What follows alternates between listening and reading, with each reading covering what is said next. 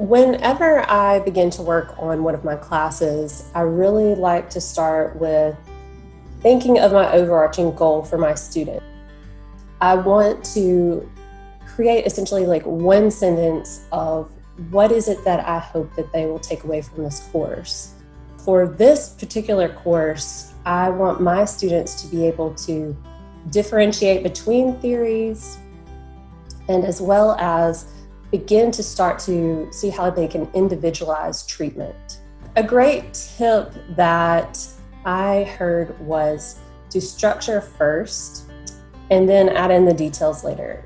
I create a course map such that I can really see how I want to begin to create faculty to student content, student to student work, and student to content work. I also like to begin by thinking about Bloom's taxonomy. For me, with my overarching goal being that I want them to be able to differentiate between theoretical orientations and individualized treatment, those are some of the higher levels here on Bloom's taxonomy. However, our students have to pass comprehensive exams at the end of our program.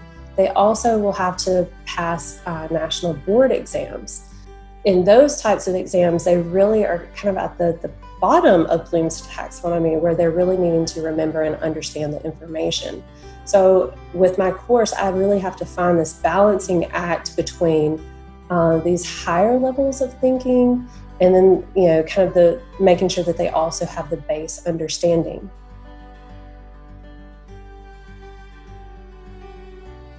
With modules, it was advised to me in some of my training to only have 7 to 8 modules total. Whenever you're selecting 7 to 8 topic areas for modules, essentially what you're doing is really trying to hone in on what you find to be the key sort of areas of your class. The textbook that I use, I think, has 22 chapters. I don't necessarily need to overwhelm the students with, having 22 different modules. Can really kind of be difficult for students to navigate. The idea here too is that the content remains the same regardless of the length of the semester, right? You don't want to change your information just because it's a fall semester versus a summer semester. Those students still need to achieve all of those same goals of the course. So if you really focus on being topically based as opposed to time-based, you won't have to keep changing your Canvas course template semester to semester in that way. Also, with the modules, it was advised that I arrange them by topic. Each one will have the topic of the module and then as well the dates associated with it. All of the different things in my module, usually I will have the module objectives on the to-do list on, say Mondays, for example. And then I might have them to watch a lecture on Wednesdays. Then their discussion posts are due on Fridays. Their peer responses will be due on Sunday. If I have a quiz, their quiz will be due on Saturdays. So the students can really trust that we have this stable consistency throughout all modules throughout the whole semester. Certainly, there will be projects and other assignments that are kind of stacked in, but even with those, I try to keep those consistently due, like additional projects are due on Sundays, such that they also get into that pattern as well. So I start off each module with the module objectives and reading or content. I think it's important to try to engage the students early on in each module, either having like a purpose statement or trying to link it to real world application. Why should they be invested in this module, and trying to maybe go ahead and get them interested in what they'll be learning. So I provide just a little bit of narrative here, and then I go into the different module learning objectives And even with these, I try to go ahead and give them a heads up of what the expectation is for this particular module. Sometimes I do break it down between the chapter objectives, and then if they have a major project for the class, I might also just kind of separate that and let that be its own objective. I do that mostly so that that stands out in their mind. Like, keep in mind, we're going to have this major project that's due by the end of the semester. So it's really helping to scaffold and build that awareness and hopefully help motivate them to get involved with the project. At the very bottom, I always try to include the chapters, articles, or whatever materials that I expect them to read for the week. We can get really creative with faculty to student content. So we all know that in face-to-face classes, we're easily able to lecture and engage students in dynamic dialogues in that way. In online classes, you're able to create kind of a variety of lectures, which I think is pretty cool. You can create the micro lecture, which is just kind of the short, 5-minute, kind of pop in. But you could also create lecturettes, which are maybe 15 to 20 minutes, or you can actually have kind of more of a full lecture as well. I, however, decided to create a YouTube channel for our department such that we can address kind of larger sort of questions that our students have, and they will be able to access those videos independent of the course. An example of this is I have students that have a lot of questions about recording via Zoom. I personally give a lot of assignments such that they have to Zoom record themselves. And so I thought it was important that I create a video that really walks them through on how to record to the cloud via Zoom. With the live lectures, it can be hit or miss. Sometimes, you can have a classroom full if everybody kind of shows up, and sometimes it can be just a handful of students. But I think just giving them that opportunity to come and have that synchronous opportunity if they want to is really valuable. When a class is completely online, you don't have necessarily the ability to mandate, be here at this time. So I think giving people that opportunity to join if they can is valuable. I was having a weekly live lecture the last time that I taught this course.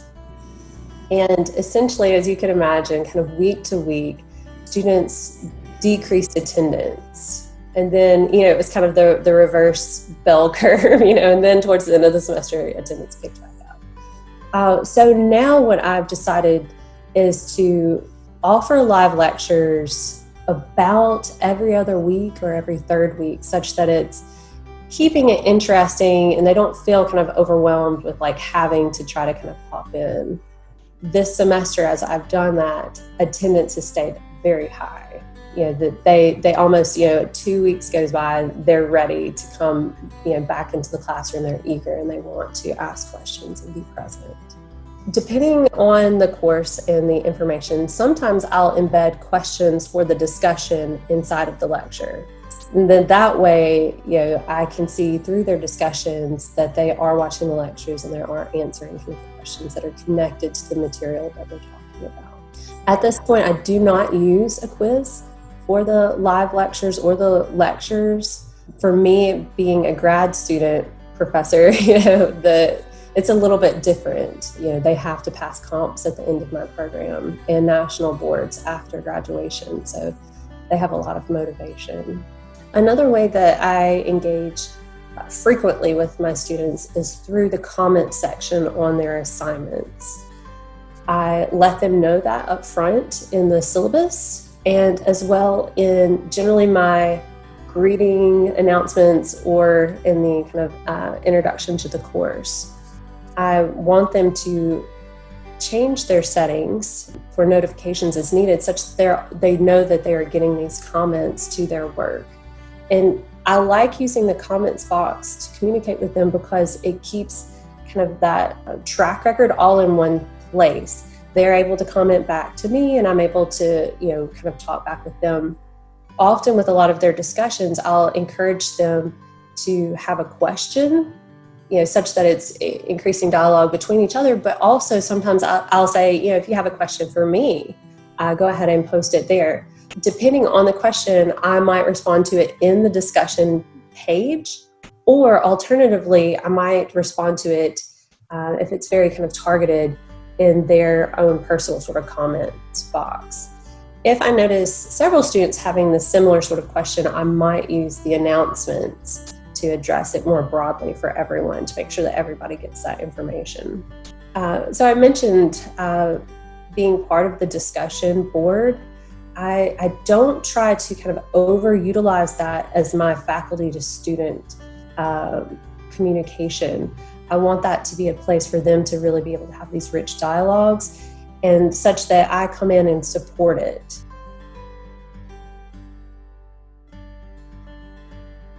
I try to have students definitely communicate with each other in discussion posts, but moreover, I want them to really kind of engage with each other and collaborate. For this particular course, I have them do a group project and presentation early on, such that they're really kind of building that cohesion and exploring together. So here you can see, independently, they'll select their research article for their group project, and then they'll do a group presentation. You can have the group projects, group presentations, group activities. I like to use debate sometimes because I think that's fun. I also like to sometimes assign partner work.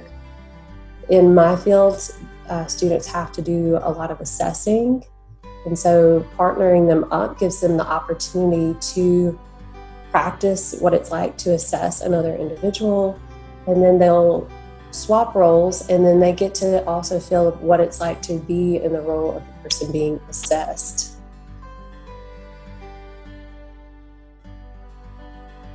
For student to content, I think this is something that we all naturally do pretty well. As we have different assignments, materials, articles for our students. For my students, it's important for them to see what different types of therapy looks like.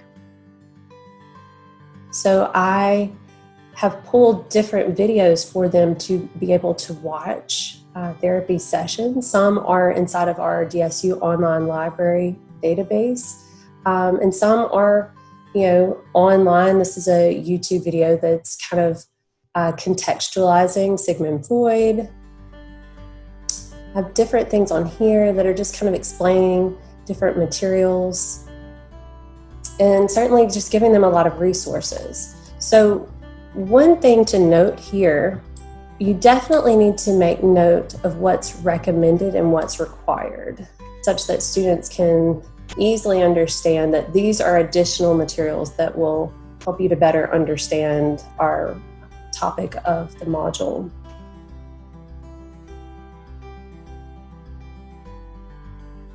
Whenever I decided to embark on the online course redesign for the Quality Matters certification, I decided that I wanted to really give it my time, attention, and energy to rebuild the course such that it was going to be really effective for our students. It took me a couple of weeks thinking about what the goals were, purpose, how do I achieve that purpose, what levels of Bloom's taxonomy was I really trying to kind of incorporate here. So I would say working an online course takes more time than you might realize on the front end. But after you get everything structured, there is a bit more ease to it because it's flowing how you want it to. That said, there's always room for progress. So I've taught this class twice now in kind of this new process that I'm using, and I'm already seeing how I can continue to shape it and make it better.